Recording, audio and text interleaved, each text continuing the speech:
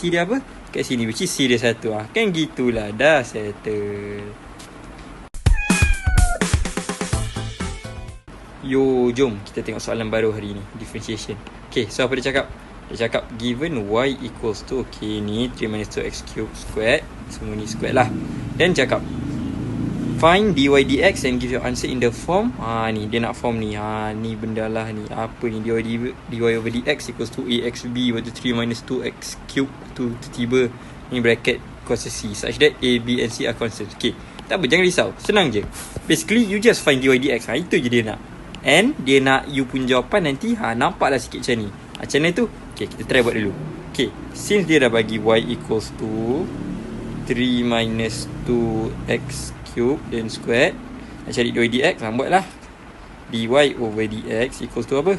Okay, ni ingat balik macam mana kita nak differentiate. First you buat apa? Ini kuasa you darabkan depan, and then kuasa ni you tolakkan satu. That is the general rule untuk differentiation. So dapatlah 2, 3 tolak 2x cube, and then kuasa 1. So dah tolak 1. Dan jangan lupa, sebab dalam ni pun ada term kan, so you differentiate ni juga dan letak kat luar. Okay, gitu. Okay, dan apa jadi? Dia jadi differentiate ni dalam dapat negatif berapa?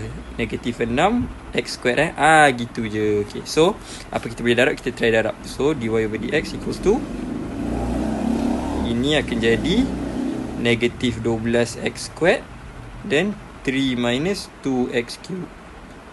Gitu. Okay, tengok, ada tak sama sikit macam yang bentuk atas tu? So ada tak sama macam ni? Ini dengan ini. So kita try tengok sama-sama. Okay, kita tengok. Okay, apa dia punya A? Okay, A dia negatif 12. Ada tak B? Kan bentuk dia lebih kurang, B dia 2. And then C ada tak?